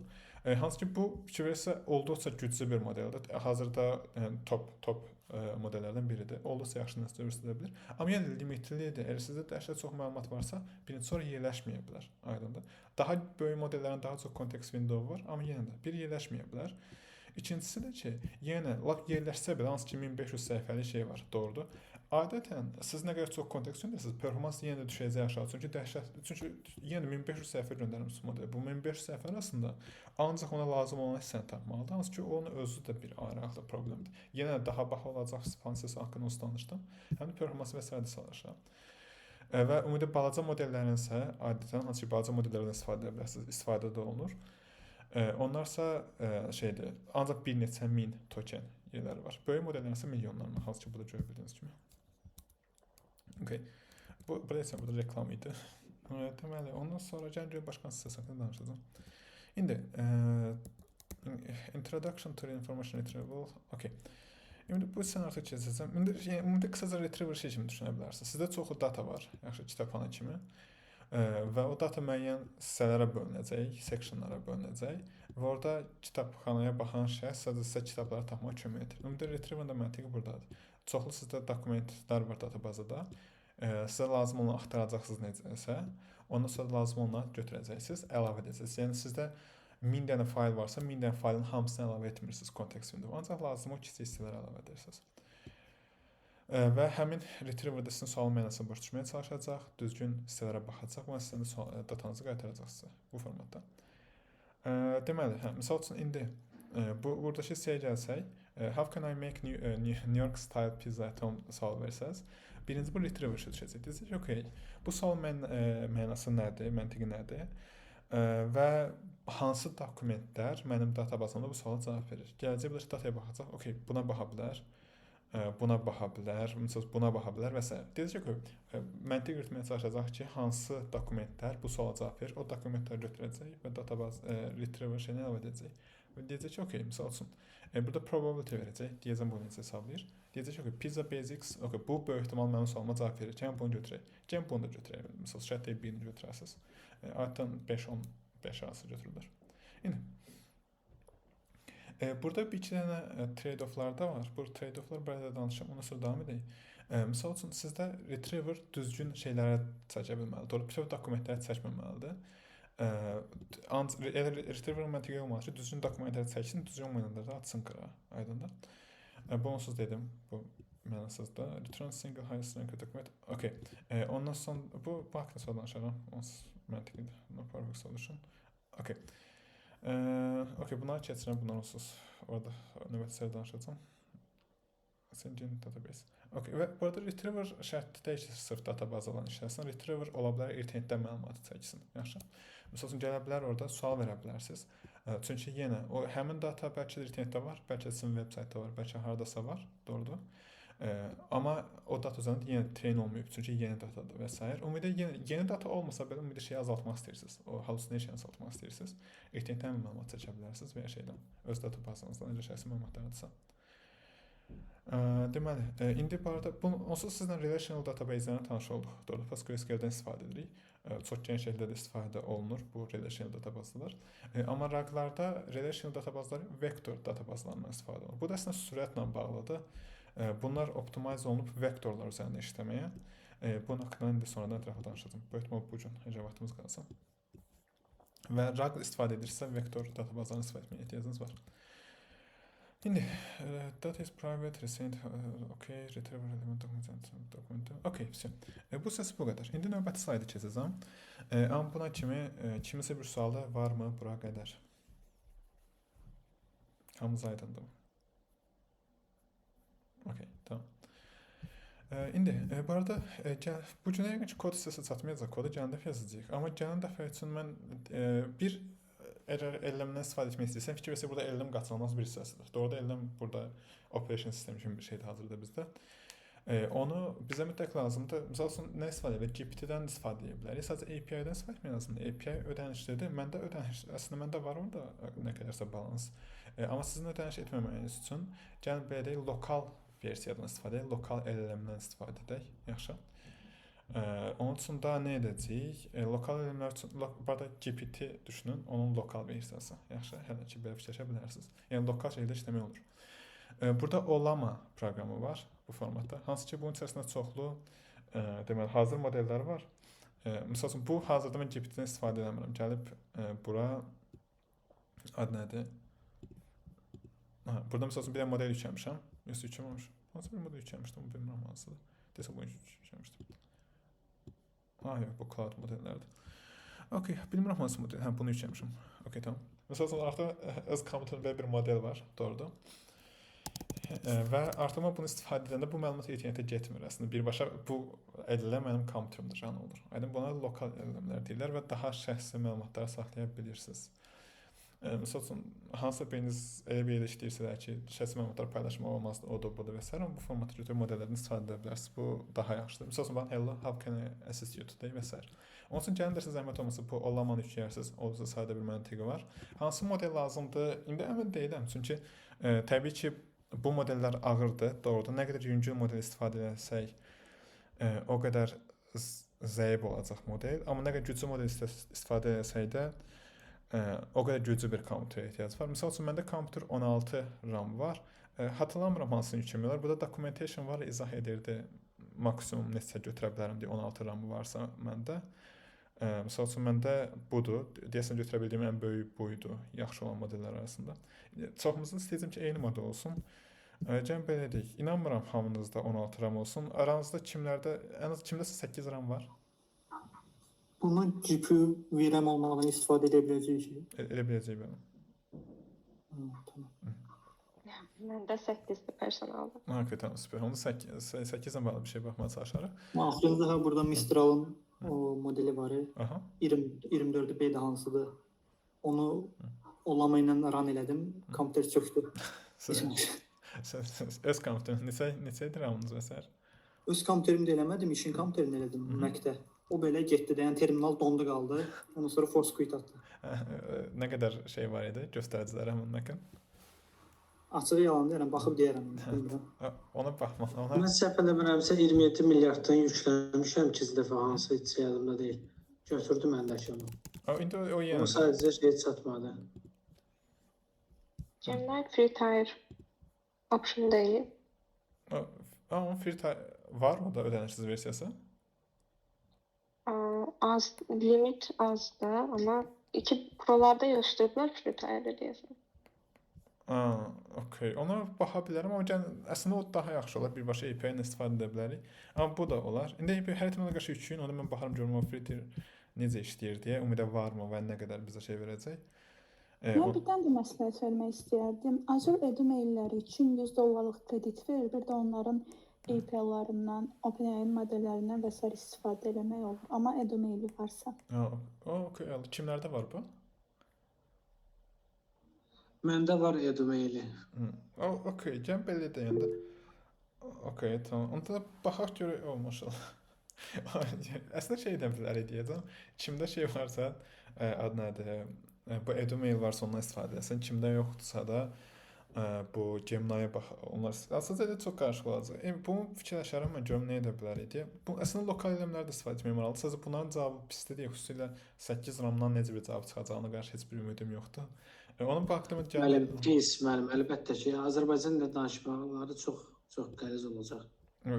Onsuz data ingilis dilində olacaq. Azərbaycanca data heç yaxşı bir nəticə gözləmirəm hazırda. O düz deyil, çox var bir nəticə əldə etməyəcəyik. Onun üçün gəlin belə deyək. Xüsusilə 8 RAM-a qarşı deyim ki, heç bir ümidim yoxdur. Bu arada GPU sualından cavab verəcəm. Ona görə yox, mən gəlin dərsə kimi baxım görüm ödənişsiz API tapa bilərəm. Amma yenə də bunu da üçün, çünki maraqlıdır. Buna tanış olmanızı istəyirəm. Bizneslər bu arada istəyir o lokal elmlə tanış olmanızı. Olduqca sadə bir interfeysi var. VLLM var, o daha sürətli versiyasıdır bunun. Çünki şeydir, continuous batch streaming var, ondan sonra deyir, flash attention və s. istifadə edir. Bunun daha sürətli versiyasıdır, amma bu interfeysi daha sadədir, bunu seçmişəm. İndi burada bir şey baxmaq istəyirdim. Yadıma çıxıb GitHub-daydı mı, hardaydı bu? Demək üçün burada qeyd olunub əslində nə qədərlik bir şey lazımdır deyə. You should have at least 8 GB of RAM. Okay, 7B model, mən niyə 7B yükləmişəm onu? Demək 8 RAM varsa 7B modellərdən, hansı ki bu yüklədiyim modeldən əslində onu istifadə edə bilərik. Əgər şeydirsə, bu arada bu tipdə şeylərə baxın, işləyirsinizsə baş düşməlisiz bunlar. Birbaşa hansı yada modeli yükləmirsiniz. Və budursa bunu seçəcək. Əgər 16 varsa mesela 13, daha çoxsa daha güclü modellər seçə bilərsiniz. Qısaca məntiq belə yüklənmə məntiqində fəaliyyətlər olduqca sayda dediyim kimi. Əgər biznes üçün istifadə edirsinizsə, olama yox, VLLM-dən tövsiyə edirəm. Daha sürətli versiyası əlavə not olaraq da deyim. İndi bu arada GPU isə, bəli, GPU lazımdır. GPU bunu daha sürətlidir. Mən bu əslində şey kifayət edir, bilmirəm, məsəl üçün Mac-lərin bu M tipləri kifayət edir şəxsi istifadə üçün. Windows-ların CPU-larından çox başım çıxmır, amma şəxsi istifadə üçün kifayət edəcəyini düşünürəm. Amma GPU xüsusilə çoxlu istifadə üçün istifadə edəcəksinizsə və ya daha sürətli cavab istəyirsə, GPU mütləqdir. Yenə orada nə qədər istifadə lazımdır, o da budur. Yavaş biraz araşdırıb baxmaq olar. Kitabxanası olsun, hər şey qeyd ediblər. İndi burada görək başqa nələr edə bilərik. Onsuz bu arada deyim xüsusilə nisbətən gec qoşanlar üçün. Burada mən şeyi də göstərəcəm. Elə bu modeli sırf hansı bir model götürəcək, biznes üçün istifadə edəcək. Orada olacaq observability olacaq, qiymətləri izləyəcək, modelin hallucination'ını izləyəcək. Ondan sonra bu tipdə müxtəlif şeylər hansı ki biznes tərəfində olmalıdır, amma Azərbaycanda heç bir istifadə olunmur deyə bilirəm. Yəni baxmırlar, şeyləmirlər. Model production çıxardandan sonra observability və s. olduqca zəifdir. Onlar hamısını əlavə edəcəyik. O əslində məsələn baxa biləcəyik. Bəlkə element daha yaxşı modeli dəyişdirəcəyik, o da bu da və s. Biznesdə olduğu kimi. Hələ ki ilk 3-4-ü olacaq məntiqini başa düşmək, bu raqların daha dərin düşəcəm. Və ən sonda da biznes tərəfindən model düzəldəcəyik. Düzdür, hər gələn dərsindən etibarən kod yazacağıq, amma birbaşa sadəcə o biznes üçün yazmayacaq. Məntiqini düşmək sonra biznes üçün kod yazarıq. İndi burayla bağlı kimdəsə bir sual var? Okay, düşünürəm ki, yoxdur. İndi gəlin keçək növbəti hissəyə. İndi isə burada retriever məntiqinə daha çox düşəcək və burada hamınız üçün önəmlidir. Çünki intervyulara dayanmadan bu metriksləri sual verirlər, bezmişəm artıq. Sual verir ki, retriever hansı metrikslərdən istifadə edərək evaluate edə bilərsiniz və ya LLM hansı metrikslərdən istifadə edərək evaluate edə bilərsiniz və s. Bu formatda gəlir. Bu arada kimlər var burada baxın görün. Okay. İndi gəlin burada başlayaq görək nələr edə biləcək deyə. Burada şansınız keçən kimi məntiqi başa düşdünüz, doğrudur, bayaq bugünkü. Deməli, bizdə bir prompt olur, doğrudur. Öz promptunuzu yazırsınız, retriever'a göndərirsiniz. Retriever sadəcə nəticə gələcək, buradakı məlumatlar, düzgün məlumatlara sizin o databazanızdan və hardanızı gəlib götürəcək. İndi bu hissə haqqında danışdım. Bayaqki hissədə çox təşkil tez olduğunu düşünürəm. Bu formatda gəlib götürür, suallara cavab verir. Okay. İndi isə gəlin başa düşək bu retriever necə işləyir. Ümumiyyətlə iki cür retriever çox geniş şəkildə istifadə olunur. Birincisi keyword search dəyişəcək istifadə olunur. Bu retrieverlardan əvvəldə geniş istifadə olunan bir də var semantic search çox geniş şəkildə istifadə olunur. Bizneslər adətən ikisindən eyni vaxtda istifadə edirlər. Dəyişiklik ola bilər, amma yenə də ümumiyyətlə qısaca məntiqi belə olur. İndi keyword search-ın məntiqi nədir? Siz prompt yazırsınız, yaxşı? Misal üçün ki, okay, mən də telefon sönür, apply yazmısınız misal. Sonra sizin sualınızı cavab verməlidir deyək ki. Və nə baş verəcək? Promptu götürür, yaxşı? Keywordləri götürür, sözlərə bölür və gedir. Deyir ki, okay, bu promptda bu sözlər var idi. Bizim gələk databazaya baxaq, görək hansı dokumentdə bu sözlərdən istifadə olunub. O dokumentləri götürək. Məncə olsa sadə bir məntiq var deyə düşünürəm şəxsən. O digər semantik search-isə biraz daha fərqlidir. Bunun üçün riyaziyyatı yaxşı bilmək lazımdır. Şeylər bilir, köhnə qrupumun tələbələri. Sadəcə iki vektorun bir-birinə nə qədər oxşadığını ölçürsüz. Təzə tələbələrsə bu gün izah edərəm, necə olur deyə. İndi necə baş verir search taktikaları? Knowledge base olur. Doğrudur. Sizin sualınız gəlir. Buradan düzgün istilər tapmalıdır. Adətən biznesdə dediyim kimi ikisindən eyni vaxtda istifadə edilir. Keyword search olur birinci. Keyword search nədir? Adı nədir? Yenə hansı sözlər istifadə olunub, hansı dokumentlərdə o dokumentləri çəkir. Ondan sonrası semantik search olur. Hansı ki mənasına görə götürüb çəkir. Məsəl üçün iki cümlənin bir-birinə nə qədər oxşadığına baxır. Sadəcə söz olaraq yox, məna olaraq. Bunu da necə etdiyini ki birazdan deyəcəm. Bunun üçün biraz riyazi tərəfini bilmək lazımdır. Ondan sonrası iki dokumentdə gəlir. Ondan sonra adətən biznes tərəfində metadata filter əlavə edirlər. Metadata filter nədir? Metadata bu təzə qruplarda deməmişəm. Data haqqında data, misal üçün. Misal üçün şəkil özü datadır. Şəkil haqqında məlumatlara girib baxsaz ki, bu şəkil nə vaxt çəkilib, bilmirəm başqa nə məlumatlar var. Hansı cihazdan istifadə olaraq çəkilib və s. Bu nədir? Şəkil datadır. O isə data haqqında datadır. Metadata deyirlər ona sadəcə. Və metadata filtrlərdən aydın istifadə edirsiniz. Bu metadata filtrləri necə işləyir? Əslində qoyursunuz bunu, bu çıxan nəticələri filtrlərsiniz. Misal üçün necə? Deyə bilərsiniz ki, misal üçün Adidas üçün deyək ki, hansısa bir ayaqqabı formasından baxırsınız, danışırsınız ki, sizə retrieve eləsin düzgün ayaqqabıları, doğrudur. Oradan misal üçün yazdığınız prompta əsasən ya da ki, sizin haqqında istifadəçi məlumatlarına əsasən deyir ki, ancaq buradakı ayaqqabıları gətirdin, doğrudur. Amma ancaq kişi ayaqqabılarını gətir, misal üçün. O qadın ayaqqabılarını at qıra, çünki mənə onlar lazım deyil, doğrudur. O zaman o çəkilən məlumatlardan bəzilərini silir. Hansı ki, sadə bir üsuldur, doğrudur. Birbaşa istifadə edəmirlər bunu, çünki bu fikir versə, bu gəlib tapmaq üçün istifadə olunur. O gələnlər arasında filtr eləmək etmək üçün istifadə olunur, aydındır. Deyir ki, misal üçün, bunların description da uyğundur, amma bunlar qadın ayaqqabısıdır. Bunları sil. Burada da eyni məntiqlə. Ondan sonra da gəlirsiniz. Adətən bir RRF işə düşür, Replicable Rank Fusion'da nəsə bir adı var idi. Və ondan sonra da sıralayır sadəcə. Burada gəlmə sırası əsasən məntiqini izah edəcəm. Ondan sonra düzgün dokumentləri tapırsınız. Aydındır. Buraya bağlı sual varmı? Düşünürəm ki, yoxdur. Süper. İndi gəlin keçək növbəti. Ondan sonra, buna istədiyim ki, bu dediyim məntiqə hybrid search deyirlər, sadəcə hibrididə iki hissənin. Keyword search, semantic search, sonra metadata filtering gəlir. Ümumi yaxşı nəsə əldə etmək istəyirsinizsə, aydın üçünün balanslı şəkildə istifadə etməlisiniz. İndi gəlin biz metadata filtering haqqında biraz da danışaq, çünki ən sadəsi budur. Misal üçün, burada daha dəqiq datadan istifadə edərək filtrləyə bilərsiniz. Misal üçün, deyək ki, yazıya uyğun filtrləyə bilərsiniz. Deyirsiniz ki, misal üçün, yenə hansısa bir Amazonda deyək ki, bir kitab axtarırsınız və modelinə danışırsınız, doğrudur. Qalib deyirsiniz ki, mənə bu janrda belə bir kitab ver, bu şəxs tərəfindən yazılmış. Nə edəcək? Bütün məlumatları çəkəcək, sonra metadata nə edəcək? Ancaq bu insan olmalıdır, doğrudur. Ya da bu tarix, ya da bu və s. Çəkən məlumatlar üzərində sürətli şəkildə filtr eləmə iş yaparırsınız. Çox kömək olan əslində bir şeydir və sadə bir məntiqi var. Ya da ki, başqa bir şəkildə, misal üçün, istifadəçi hansısa bir şeyin cavabını istəyir, doğrudur. Misal üçün, ödənişli istifadəçidə, ödənişsiz istifadəçidə gələn məlumatlarda yenə filtr eləmə iş yaparırsınız bu formatda. Ya da ki, yerləşdiyiniz coğrafi məkana əsasən filtr eləmə iş yaparırsınız. Yenə metadata ancaq metadata filtering istifadə edərək yüksək retrieval əldə edə bilməzsiniz, amma gələn nəticələri azaldır və beləcə daha dəqiq nəticə əldə edə bilirsiniz. Üstünlüklər nədir? Asandır başa düşmək, debug eləmək asandır, doğrudur. Misal üçün, siz deyə bilərsiniz bu arada, götürərsiniz, araya bir kod agenti qoyarsınız və metadata filter o həmin şeydən istifadə edir. Sizin üçün bir SQL skripti yazar, doğrudur. Ondan sonrası o gələn nəticəni filtr eləyər. Yəni və ondan sonra da bu koda əsasən databazın necə ki, bu məlumatları çəkdin, bu məlumatlar arasında belə bir filtrləmə iş yapar. Misal üçün edirlərdi bu arada. Yəni o GPT-ni kod yazmaq üçün istifadə edirsiniz, amma həmin kodu filtr eləmək üçün istifadə olunur. İndi ora daha dərin düşəcəm sonradan. Və bunlar nədir? Debug etmək asandır, başa düşmək sadədir. Sürətlidir, kifayət qədər reliable'dır, olursa yaxşıdır.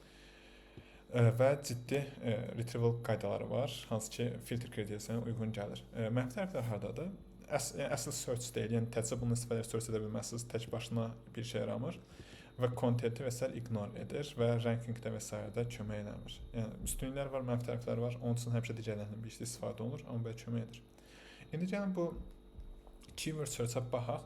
Keyword search-də bundan əvvəl ən çox istifadə olunan TF-IDF-dir, hansı ki, bunu bundan əvvəl qruplarda istifadə edirdik. Tekstlər qəməvə çəkmək üçün və s. Orada şeyin qısaldışı term frequency inverse document frequency sözünün qısaldılışıdır bu. Və qısaca məntiqi nədir? Bu, yəni RAG-dan əvvəl də var idi və ona görə çoxdan öz işləmə məntiqini sübut etmiş bir yaxınlaşma tərzidir. Və sadəcə nə deyir? Deyir ki, okey, baxacam nə qədər söz uyğun gəlir. Mənim yazdığım promptdakı nə qədər söz bu dokumentlərdə var. Hansı dokumentlərdəki çox söz var, onları götür mənə çağır. Yəni qısaca məntiqi belədir. Olduqca sadədir. Yəni görə bildiyiniz kimi məntiqi. Necə olacaq? Yenə gəldim bura. How can I make New York style pizza at home? Doğrudur. Keyword search işə düşəcək. Bu da mənim dokumentlərimdir. Deyəcək ki, okey, New York bu var, burada var. Pizza burada var, burada var. Yəni bu məntiqlə götürəcək, uyğun olan dokumentləri çəkəcək. Hansı ki Ctrl F edirsiniz, uyğun olanları çəkirsiniz, belə düşünə bilərsiniz az qala. Və bunun ümumi işləmə məntiqi back of words-dur, yəni çoxlu söz yığını qısaca. Gəlirsiniz birinci promptu götürürsüz, sözləri bölürsüz. Hansı sözdən nə qədər var? Pizzadan 2 dənə var, without-dan 1 dənə var, bunlardan 1 dənə var və s. Ondan sonra isə gəlirsiniz bir vektor çağırırsınız. Vektor bu yeni qruplara hələ nampay çatmamışam deyə biləcəyim. Bu vektor. Bu arada çatmamışam deyəndə demişdim ki, bu gün şeyi bitirin. Riyaziyyat kursunun linear algebra bölməsini qurtarın və orada vektorun, scaların və matrixin olması barədə danışılır. Doğrudur. Bu belə vektordur sadəcə.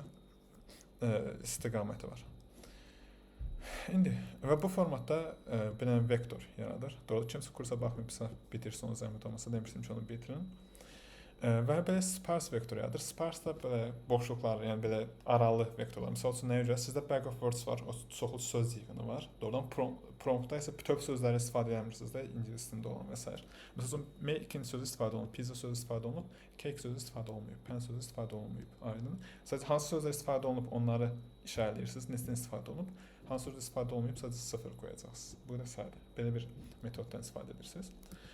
Ondan sonra isə baxırsınız bura. Burada inverse document frequency deyirlər. Hər dokumentdə nə qədər söz haldan baxmırsınız, hansı sözün hansı dokumentlərdə olduğuna baxırsınız. Bir növ, ona görə inverse tərsinə hissəsində bir növ buradan gəlir. Və nə baş verir? Məsələn, bizdə var without sözü. Deyir ki, without dokument 2-də var, dokument 4-də var və dokument 5-də var. Məsəl üçün, aydın. Düz ancaq bir sözü görə çəkməyəcəksiniz, bu datanı. Amma deyək ki, bir sözü görə çəkirsiniz. Artıq bu dokumenti götürəcəksiniz, göndərəcəksiniz GPT-yə. Bunu da, misal üçün. Aydın. Fikirsiz olduqca sadə bir məntiq var deyə düşünürəm. İndi misal üçün deyək ki, bizdə bu prompt budur. Doğrudur. Birinci making sözünə baxırsınız. Okay, burada var və burada var. İndi hər bir söz hansı dokumentdə var? Məsələn, görə bilirik ki, bura baxanda bizə ən uyğun dokument hansıdır? Dokument 1 ən uyğundur. Nəyə görə dokument 1 daha uyğundur? Çünki dokument 1-də bu sözlərin hər biri var. Aydındır. Yəni böyük ehtimal mənim sualımın cavabı bu dokumentdə var. Aydın. Adətən heç vaxt bir dənə dokument çəkmirsiniz, çünki məlumatlar bölünür, birbaş müxtəlif hissələrə bölünür. O vaxtda gələndə sizə danışacağam. Bu formatda. Və bunu deyir ki, dokument 1, dokument 4 və dokument 5-i misal üçün götürək, oradakı məlumatları da əlavə edək, ədləmə. Yaxşı. Bəlkə dokument 4-ün aidiyyəti yoxdur, ola bilər, amma ədləmələr aidiyyətən kifayət qədər ağıllıdır, ignor eləməyə onu. Yaxşı. Əgər o adi bir dokument olursa, yaxşı ədləm seçməmiz biraz daha yaxşısını seçsin. Qısaca məntiqi budur. Məsəl üçün, burada dokument üçün böyük ehtimal çox bir aidiyyəti yoxdur. Oldu? Amma bu da hələ ki kifayət qədər yaxşı deyil. Burada frequency based scoringdir. Yaxşı. Məsəl üçün, burada nə baş verir? Pizza sözü 2 dəfə istifadə olunub. Aydındır. Onda bu dokumenti 2 dənə xal buradan gəlir və 1 dənə xal buradan. 3 xal. Burada isə məsəl üçün 2 dəfə oven, 3 dəfə oven, 1 dəfə də pizza istifadə olunub. 4 point buradan gəlir. Aydın. Frequency based. Frequency tezliyi based. Nə qədər tez istifadə olunur deyə. Amma əgər bunu başa düşdüsə belə bir problem ola bilər. Doğrudur. Bu problem nə ilə bağlıdır? Əgər hansısa bir bütün dokumentlərin uzunluğu eyni olmayacaqsa, doğrudur. Hansısa bir dokument daha uzundursa nə baş verəcək? O dokumentdə sözlərin olma ehtimalı daha çoxdur. Doğrudur. Yəni belə problemli bir şeydir. Yəni qısaca siz avtomatik olaraq bu modelin, bu üslun uzun dokumentlərə şans verir, daha çox advantage verir. Problem buradadır. Ona görə nə edirsiniz? Number of keyword occurrences doğrudur hesablayanda. Yəni nə qədər baş verib, bu dokumentdə keywordlərin neçəsi var idi? Doğrudur. Bölünsün. Nə qədər söz var idi bu dokumentdə? Və beləcə nə olur? Normalize edir. Bu normallaşdırma deyirlər. Yəni bərabərləşdirirsiniz və fikirləşin. Və beləcə daha ədalətli bir nəticə əldə edirsiniz. Hələ də çox ədalətli deyil, amma yenə də. Ondan sonra başqa bir problem ortaya çıxır və bu arada bunların hamısı indi deyirəm, məntiqi məncə çətin deyil. Və bunu riyazi modellərdə də əslində bunlar riyazi modellərdə bunu başa düşməsinin önəmlidir. Hər ki o təzə qrupda riyazi modellərə çatmamışıq. Bu ancaq riyazi hissəsidir. Onun üçün demişdim ki, bu günə linear algebra hissəsini qurtaraq. Amma yenə riyazi modellərdə başa düşmək üçün sizə lazım bu riyazi hissəni başa düşmək lazımdır. Aydındır? Özün burada fikrin bizdə TF IDF var. İstifadə edə bilərsiniz, edə bilərsiniz. Promo yazarsınız ki, okey. Scikit-learn-lə hansı bir kitabxanadan götürmək olur. Amma riyaziyyatı başa düşmürsünüzsə, düzgün üsuldan istifadə etməyəcəksiniz. Modelin harada zəifliyi ola bilər başa düşməyəcəksiniz. Nə üçün bundan nə istifadə etmək lazımdır başa düşməyəcəksiniz. Onun üçün riyaziyyat dəhşət önəmlidir. Ondan sonra nəyisə sıfırdan yazmaq lazım olsa hansısa bir yerdə. Çünki bəzən öz custom metrikslərinizi yazmaq lazım olur sıfırdan və s. Riyaziyyatı bilmirsə edə bilməyəcəksiniz. Ancaq üzdən qalacaq. Hansı ki o da normal bir şey deyil. Özünüzə data scientist deyən varsınız. Mən şəxsən deməyəcəm. Deməli. İndi burada başqa hissələr var idi. Bu term frequency-nin belə problemi var. Hər sözə eyni qədər dəyər verir. Aydındır. Yəni sözlərin sayına baxacaq, bu söz nə gəlir, bu söz nə qədərdir və s. Amma hər sözə eyni qədər dəyər vermək məntiqli deyil. Doğrudur. Hər sözün nə üçün eyni qədər dəyər vermək doğru deyil? Çünki bəzi sözlər digərlərindən bir çox söz digərlərindən daha vacibdir. Məsəl üçün deyək ki, sizdə d sözü var, ingiliscəsində doğru z. Məsəl üçün. O nədir? O demək ki, hər cümlədə var da, demək ki, istənilən bir cümlədə var. Siz ona eyni qədər dəyər verəcəksiniz. Məsəl üçün pizza sözü ilə, hansı ki, bu halda daha spesifikdir bu hal üçün. Doğrudur, məntiqli bir şey deyil.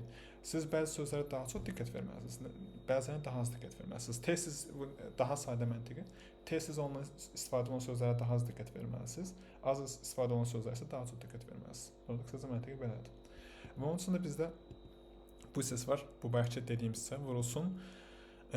Ümumi dokumentlərin sayı bölünsün, nə qədər dokumentdə bu söz var. Məsəl üçün bizdə ümumi 100 dən dokument var, doğrudur. Və 100 dokumentin 100-ündə də bu söz var, məsələn d. 100 bölünsün 101, loqaritma 1-nə qaytarır, 0 qaytarır. Və beləcə bu sözün heç bir dəyəri qalmadı. Aydın, çünki hər dokumentdə var idi bu söz. Bu sözə nə üçün fikir verir mən? Qısaca məntiq belədir. İndi burada okey, ən qısaca siz nə edirsiniz? Hər bir söz, hər bir dokumentdə nə qədər baş verir? Ona baxırsınız. Məsəl üçün, bu pizza sözü 100 dokumentin 5-ində baş verir. Bu d 100 dokumentin 100-ündə baş verir. Aydındır? Burada 1-ə bölürsünüz inverse document frequency. Açıqca səbəbini hatırlamıram nəyə görə 1-ə bölürsünüz. Sonra siz baxarsınız. Deməli, gəlirsiniz, deyəsən birinci məncə şeyə görə yəqin ki, dokumentlərdəki sözlərə baxmırsınız, sözlərdəki dokumentə baxırsınız, ona görə bir tərsinə çevirirsiniz yəqin ki. Deməli, 1 bölünsün buradakı nəticə, doğrudur, 20, buradakı nəticə 1, doğrudur. Ondan sonra yenə loqaritma 1 bölünsün 20, buradakı nəticə 1.30 və buradakı isə 1 bölünsün 1 və loqaritma 1 nə qaytarır? 0 qaytarır. Doğrudur. 10 üzərindən bu format. Yoxsa 2, əslində fərq yoxdur, istənilən bir şeydir. Yoxsa bir dəqiqə. İstənilən rəqəm üzərində 0 olmalı ki, 1 qaytarsın da. Hə, tamam. İndi və bu formatda nəticəni əldə etdik. İndi artıq bu bizə nə edir? Sözlərə ağırlıq verməyimizə imkan verir. Tez-tez təkrarlanan sözlər daha az ağırlığı var. Az təkrarlanan sözlərin daha çox ağırlığı var. Artıq 1, 2, 3 və ya yazmırsınız. Sözün ağırlığını, misal üçün making sözünün bu qədər ağırlığı var. 3 dokumentin 5-də, 5 dokumentin 3-ündə var idi. Misal üçün biraz common sözdür. O da budur. Misal üçün bu daha az sözdə var. Daha az common sözdür və s. Buna sən artıq ağırlıqlar verirsiniz, aydındır. Ondan sonra bunları toplayıb nəticəni əldə edirsiniz. Və bu zaman nə oldu? Artıq fikircə nə qədər şeyi nəzərə almış olduq. Cümlənin uzunluğunu nəzərə aldıq. Sözün nə qədər təkrarlamanı nəzərə aldıq. Sözün nə qədər common olub olmadığını nəzərə aldıq. Hansı dokumentlərdə olub olmadığını nəzərə aldıq və bunu əslində buna hamısı hesabladıqdan sonra da ən yüksək skor əldə edən dokumentlərə çağırırıq özümüz üçün. Bu qədər sayda. Deməli, okey. Bir də bu oldu köhnə versiyası. Yaxşı. Amma açığı artıq TF-IDF çox istifadə olunmur. Əgər hansısa biriniz istifadə edirsinizsə onu atın qırağa. Çünki onun əvəzinə artıq bizə var Best BM25 var. Best Match 25 sözünün qısalışı ən yaxşı, ən uyğun 25-i. Belə fikirləşə bilərsiniz. Və onun düsturu budur, açıq. Düsturu sadədir, sadə olmalı. Amma rəqəmləri heç vaxt yerinə qoyub xüsusi hesablamamışam. Kimsə də bu düsturu istəyəniz bəs oluşan deyil. Kiməsə maraqlıdırsa girsin, baxsın. Yəni vurma, üstəgəlmə bölmədir. Sadəcə başa düşmək üçün rəqəmləri yerinə qoymaq lazımdır. Şeydir, okey, bu düstur necə işləyir deyə. Adətən bu rəqəmləri yerinə qoyanda başa düşürsünüz və dəyişəndə. Burada K və B var. Onlar parametrlərdir. Onlar haqqında danışacağam indi.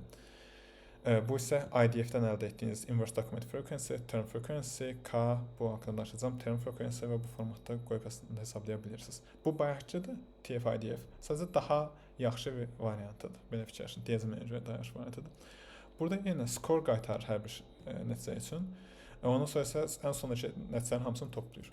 Bəs biz bundan nə üçün istifadə edirik digər əvəzinə? Birincisi, burada var term frequency saturation var. Bu da nə deməkdir? Bayaqçı term frequency IDF necə işləyirdi? Əgər pizza sözü 10 dəfə təkrarlanırsa, məsələn, skor X verirdisə, pizza sözü 20 dəfə istifadə olunanda 2 dəfə çox skor verir, aydındır. Amma bu məntiqlə fikirləşəndə bir sözün artıq bir yerdən sonra daha çox istifadə olmağı o qədər də çox skor verməməlidir. Doğrudur? Yəni burada getdikcə azalmalıdır. Okay, məsəl üçün 2 ilə 6 arasında böyük bir fərq var. Yaxşı. Amma 80 ilə 120 arasında çox da böyük bir fərq yoxdur. Yəni bir söz 80 dəfə təkrarlanır, bir söz 120 dəfə təkrarlanır. Aydındır? Bu düstur onun qarşısını alır. Orada deyir ki, okay, 10 dəfə təkrarlanırsa gəlin skor X verək, 20 dəfə təkrarlanırsa skor 1.3 verək. Hələ də biraz çoxdur, amma bu qədər katastrofik deyil. Hansı ki, bu da məntiqi olaraq dayaş necə qaytarır. İkincisi isə document length normalization-da dokumentin uzunluğunun normalize olunmalıdır. Burada isə deməli qısa dokumentlər yaxşıdır, amma uzun dokumentləri biraz penaltısı çox idi. Bilmirəm, istəyənizdə yox, biraz too aggressiv idi burada. Götürüb uzunluğuna bölürsüz sözlərin sayını. Bu biraz çox aggressivdir. Uzun dokumentlərlə biraz problem törədirdi bu. Onun əvəzinə penalti hələ də verir, sadəcə daha yumşaq penaltidir. Bu da 2 dənə parametr vasitəsilə təyin olunur. Birincisi o K-da dediyim parametr, term frequency saturation. Deməli, how much term frequency influences the score? Nə qədər təkrarlanmağa adı nədir? Təsir edir, yəni nə qədər skor qaytarır, yəni qısaca məntiqi budur. Nə qədər yüksəkdirsə, o qədər çox frekuensiyaya təsir edir, nə qədər aşağıdırsa, o qədər az təsir edir. Bir də length normalization isə nə qədər o uzunluq təsir edir. Çox uzunluq, məsəl üçün 0 olmağı o deməkdir ki, heç bir şey yoxdur, normalizə olmasın. Bir isə təmiz normalizasyon çox təsir edir. Bu da yenə sizə imkan verir ki, özünüzü parametr kimi düşünün bunu, arqument kimi düşünün funksiyada göndərdiyimiz. Nə baş verir? Siz idarə edə bilirsiniz şeyi, adnadır, o retriever-ı ki, okay, bəlkə, çünki necə olur? Burada bunu deyim, bu RAG sistemləri çox insan fikir verməsə də, xüsusilə Azərbaycan səhv olmasa da, modular sistemlərdir. Modular deyilən parça-parça sistemlərdir. Yaxşı. Siz onları Python modelinə istəsən baxmırsınız, parça-parça sistemlərinə istəsən baxırsınız. Və misal üçün, əgər retriever-a baxmaq istəyirsinizsə, modelin proqrammasında misal retriever-a baxmaq istəyirəm. Və retriever-a ayrı-ayrı baxdıqda fikir verirəm ki, okay, model nədənsə uzun cümlələri yaxşı qaytarmır. Bəlkə bunu beyni biraz azaltmalım, yaxşı ola bilər. Aydın, çünki biraz ağırdır penalti, misal üçün bu halda. Və hazırda industri standartı BM25-dir, TF-IDF istifadə olunur. Daha yaxşı performans, eyni qədər cost yəni daha ağır deyil hesablamaq o mənada və daha fleksibeldir TF-IDF-dən. İndi, nə qədər qaldı? Haqq 45 qaldı. Demək document bəcəb. Okay, bunu başa düşdünüz, nə qədər təkrarlanır. Bu daha az istifadə olunur, yəni buranı keçək. Okay, keyword search yaxşı tərəfləri hardadır? Sadədir. Məncə məntiqin çətin birisi yoxdur. Əgər sözü düzgün demirsinizsə, düzgün bir nəsələ əldə edəcəksiniz. Yəni oradakı sözlər istifadə olunsa, yaxşı nəsə əldə edəcəksiniz.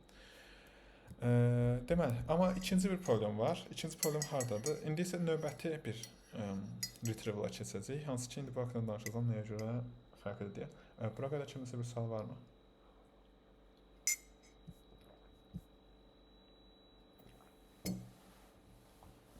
Heç kimin sual yoxdur? Okay, sizdə var. Deyin sualınızı. Yox, məndə var. Desin, başqa sualın cavab et. Demək, sorry. Okay, deməli, indi burada nələr edəcəyik? Okay, indi isə növbəti seriya edəcəyik. Çünki demişdim ki, 2 dənə retrieverdən istifadə edəcəyik orada. Bir var idi, o semantik var idi, bir də keyword var idi.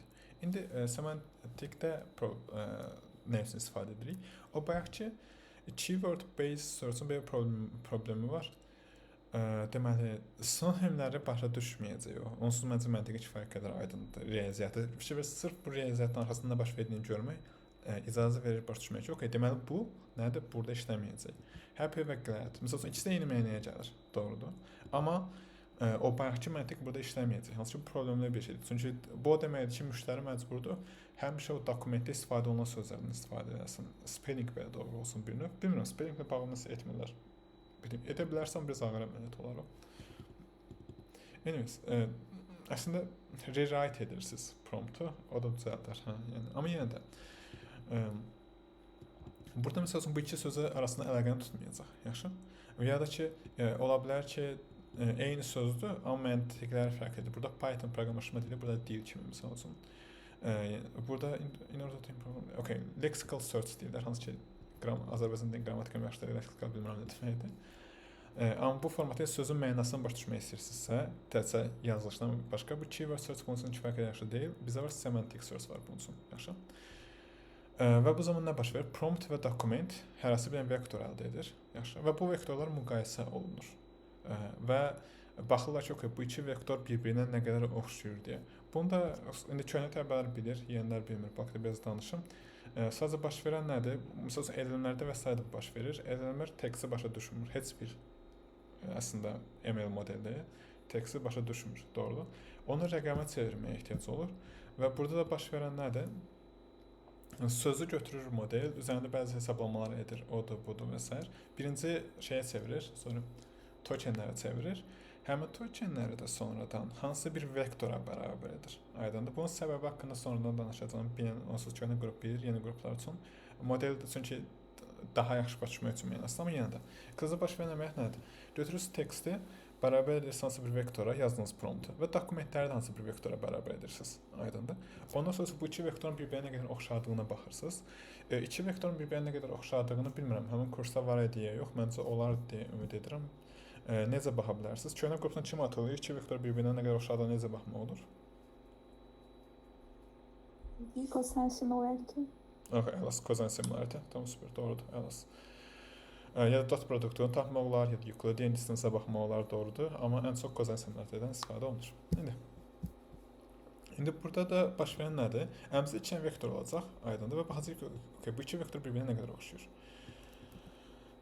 Deməli, gəlin bunu baxaq, görək necə baş verəcək. Yəni götürəcəksiniz, teksti çevirəcəksiniz vektora. Yaxşı, bunu misal üçün gəlin burada sadəcə 2 dənə rəqəm, normalda 2 dənə rəqəm yox, 255 dənə, 56 dənə şeydən rəqəmdən ibarət olan bir vektorunu ifadə edirsiniz bu sözü. Yaxşı. Bunun səbəbi də odur, budur, o qədər nə var ki, elmlərə çat-çat danışacağam.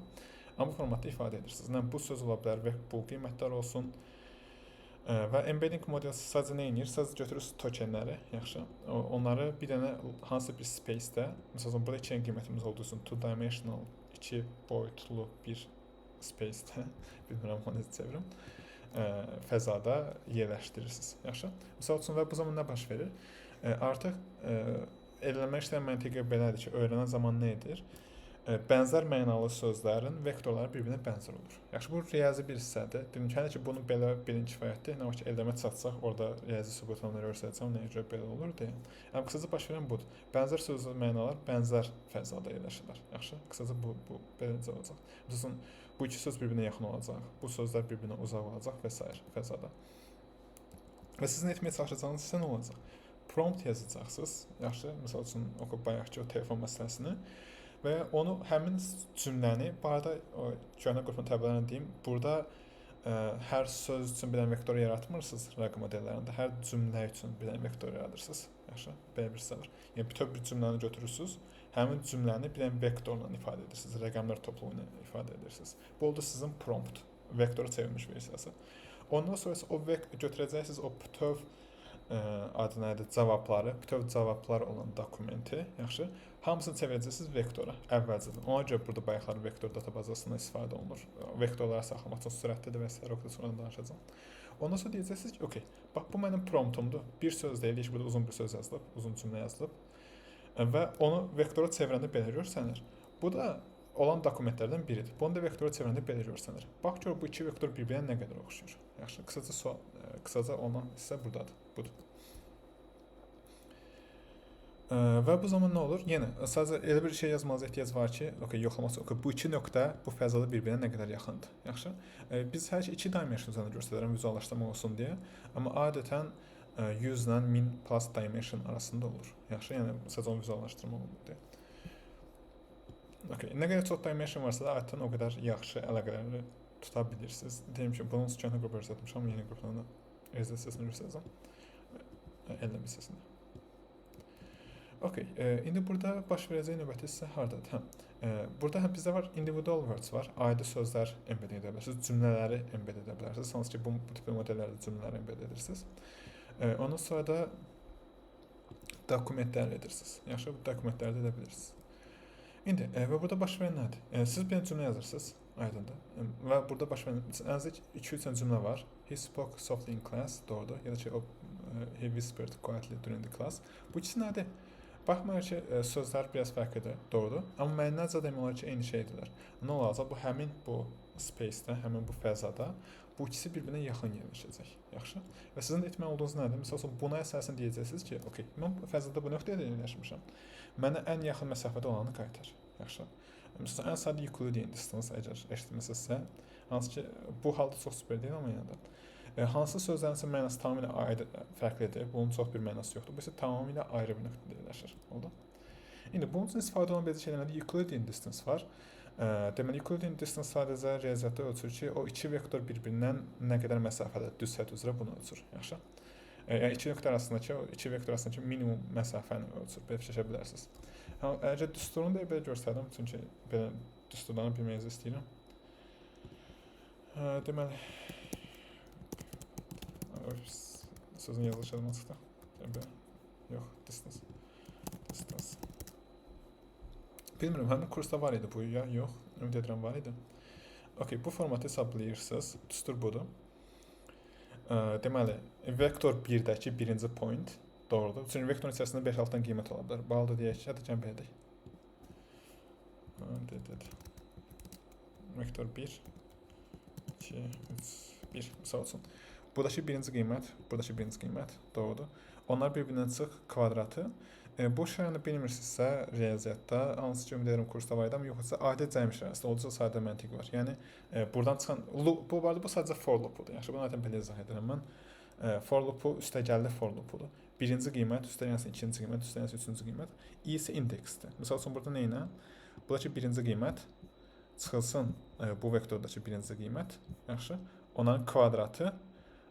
Ondan sonra isə, okay, bunu əldə elədik. Ondan sonra isə ikinci qiymət. 2, bura, 3 bura, çıx, onun kvadratı. Burada nədir? O ikisini topla. Sonra isə üçüncü qiymət belə elə və beləcə nəyə qaytaracaq bu sizə? Bu iki vektor arasındakı minimum məsafəni qaytaracaq. Bununla bağlı kimsə bir sual var? Bunu da bir not olaraq deyim. Bu arada bu düsturları sonradan əzbərdən soruşacağım hamınızdan indidən deyim. Bizdə var Manhattan distance var. Manhattan distance bu düsturun bu eyni şeydir, sadəcə kvadrat əvəzinə moduldan istifadə olunur bu formatda məsafəni ölçmək üçün. Bir də var Euclidean distance, eyni şey, sadəcə kvadratı, sonra da kök altına salırsınız. Oldu. İndi burada görək nələr edə bilərik. Yəni, Euclidean distance açıq çox da istifadə olunmur burada. Biraz daha yavaşdır və şeyə çox da vav nəticəsindən qaytarmır. Səbəbini unutmuşam, sonra baxıb gəlir istəyirəm bunun səbəbini. Aha, kimsə sual verir.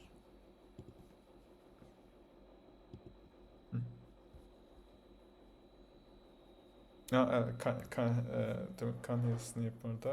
Conneers neyib burada istifadə olunur, doğrudur. Welcome. Okay, indi ondan sonra isə başqa nələr edə bilərik? Cosine simulariyyəti var. Okay, bu başqa dediyiniz.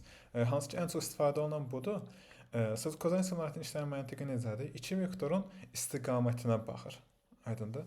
Nə qədər bir-birlikdə olduqlarını yox, hansı istiqamətdə üst-üstə düşürsə. Misal üçün, çünki bunun magnitudu deyəsəndə fərqli ola bilər.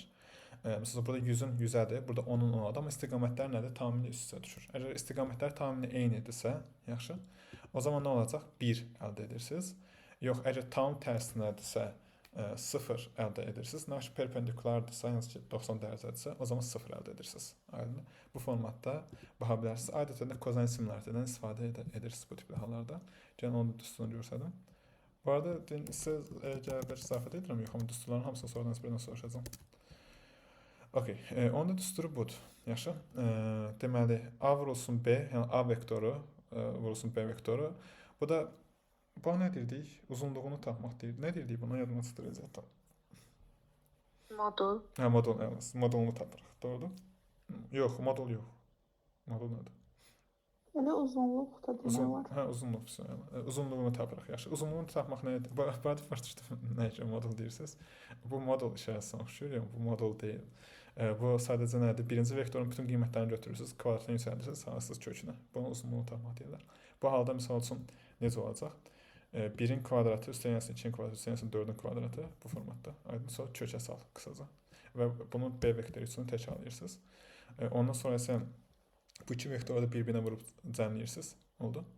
Və bu da sizə qaytarır kozin simularitini. Və kozin simularitdə bizə nəyi qaytarır? Deməli, bu verilən iki vektorun istiqamətini sadəcə sizə qaytarır. Aydın və olduqca yaxşıdır burada. Məsəl üçün baxır ki, sizin prompt bu space-də hansı dediyim kimi burada hər bir əslində axis bir şey göstərir əslində. Yəni biri deyək ki, x deyək ki, göstərir qidanı, məsəl üçün y göstərir, bilmirəm nə ola bilər. Başqa bir şey, yaşı, bu formatda və baxır ki, okay, nə qədər bu koordinat oxları üzərində eyni istiqamətdədirlər. Oldu. Və nə qədər eyni istiqamətdədirsə, nə qədər yüksək qiymət əldə edirsinizsə, o qədər də şeydir. Deyirsiniz, yox, bu dokumentdə götür. Qısaca məntiq belədir. Bunu düsturu belədir, deyim ki, bunların hamısını ezberdən soruşacağam. Deməli.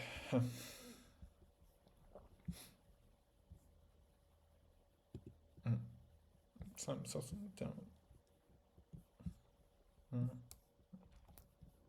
misal üçün bu formatda, yəni iki bucaq arasında iki vektor arasında bu bucağı ölçürürsünüz bu formatda, yaşa. Və bu formatda hesablaya bilərsiniz. Misal burada az qala əks istiqaməti göstərir. 180 dərəcədir, burada 90 dərəcədir, aydındır. Burada bilmirəm neçəsi dərəcədir və s. Sizə nəticəni qaytarır. Və nə qədər oxşardılarsa, adətən, misal üçün iki söz deyək. Misal üçün iki söz deyək ki, burada alma və orange doğrudur. Və bu nədir? İkisi bir-birinə nə qədər oxşardırsa, adətən bu oxlarda o qədər bir-birinə yaxın olacaq. Nə qədər əks mənalıdırsa, indi almanın əksi bilmirəm nədir və bu əks istiqamətə gedəcək. Adətlər də yoxdursa da, adətən perpendikular olacaqlar bir-birinə. İndi bu əslində çox geniş şəkildə istifadə olunur və adətən mən bunu sıfırdan yazıram, bilmirəm. Xüsusi bir kitab falan istifadə edirlərmi bunun üçün? Məsələn, düsturunu birbaşa yazıram funksiya kimi. Ondan sonra çəkdiyim şeyəcə birbaşa istifadə edirəm. İndi bir də var dot produktunu hesablama olur. Dot produktunu burada istifadə edə bilirlər. Ancaq attention mexanizmasını və s. istifadə amma istifadə edə bilərsiniz. Amma çox da vavun nəticəli eləmir.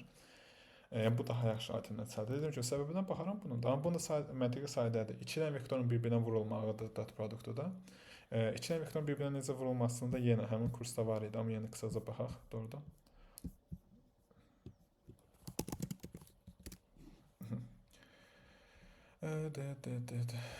Okey, burada.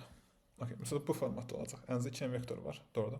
Buradakı birinci qiymət vurulsun, buradakı birinci qiymət. Üstdən yansın 2 vektorunuzda. Buradakı 2, buradakı 2, buradakı 3, buradakı 3 və beləcə hamısını toplayırsınız. Bu da sizə qayıdır dot produktu.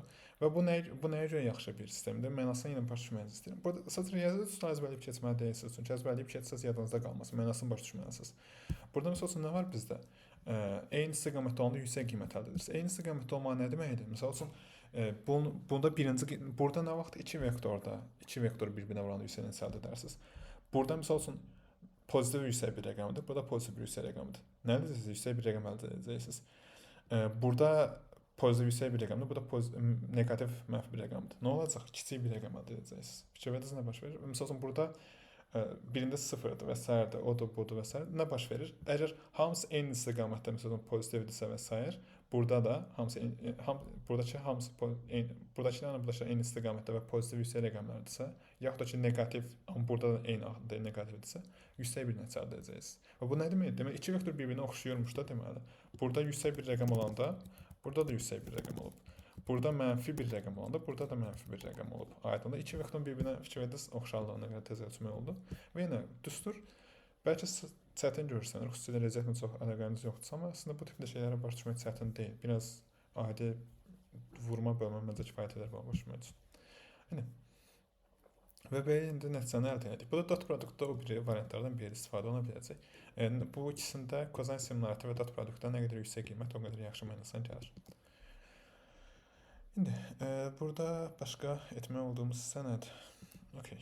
İndi bunu burada bitirib Geçsəm mi? İndi fikirləşirəm. Misal üçün bizdə var dokumentlər, doğrudur. İndi baş verən nədir? Dokumentlər var, prompt var, doğrudur. O embedding modeli işə düşür. Hansı ki götürəcək o cümlələri, dokumentləri vektora çevirəcək. Ondan sonra da bu istifadə etdiyiniz üsullara əsasən nə baş verəcək? Baxacaqsınız ki, bu prompta hansılar oxşuyur, hansı dokumentlər buradakı prompta oxşuyur, doğrudur. Ondan sonra da ranking edəcəksiniz ki, okey, mənim üçün sıralasın. Və top sıraları ötürəcəksiniz. Hansı ki, bayaqlar gördük bunun necə işlədiyini. Bunu da bir kod olaraq da bir dəfə gələndirsə yazarıq danış başlamaq üçün. Deməli. Okey, bu training hissəsi haqqında danışım. Qısaca gedim, bunu adətən traininizə edirlər.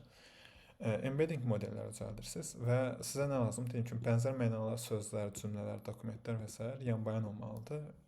Aidiyyətsizlər də uzaq olmalıdır, doğrudur. Və adətən training prosesi baş verir orada. Model train olanda pozitiv pair olur, doğrudur. Misal üçün bu ikisi və ya negativ pair olur bu formatda. Amma sizə model əslində bu cütlüklər üzərində train olur ki, getdikcə baş düşməyə çalışır. Okey, model keçir, o həmin vektor space-ə düzgün yerə qoymaya çalışır. Bu zaman çox dayanmıram, çünki onu sonradan daha dayanı tanış olacaq elm hissəsində. Okey, indi. Misal üçün, hətta embedding barədə danışıb, bu model sözləri hansı vektorlara bərabərdir, doğrudur. Əslində model birbaşa hansı sözün hansı vektora bərabər olduğunu bilmiyorum. İndi modeli train edəndə, hansı ki, yenə GPT-dən və s. ya da başqa bir şeydən istifadə edirsə, embedding modelindən istifadə edirsə, siz train edəmirsiniz. Amma yenə də bu formatda əslində embedding modellərini train edə bilərik. Heç onu eləməmişəm, baxarım istəyən. İndi nə edəcəksiniz? Əvvəlcə bu aidiyyəti yoxdur, yəni model sözləri vektora random şəkildə çevirir əvvəlcə. Sonra yavaş-yavaş train edirsiniz və train etdikcə nə baş verir? O bənzər mənalı sözlər yanbahan yerləşməyə başlayır həmin o sferada və getdikcə də qiymətlərini update edir. Deyim ki, training prosesi də o da bu necə baş verir önəmli deyil. Önəmlidir, amma hələ ki yuxarı çatacaq sonradan və getdikcə bu qiymətlər aşağı düşür. İndi ondan sonra burada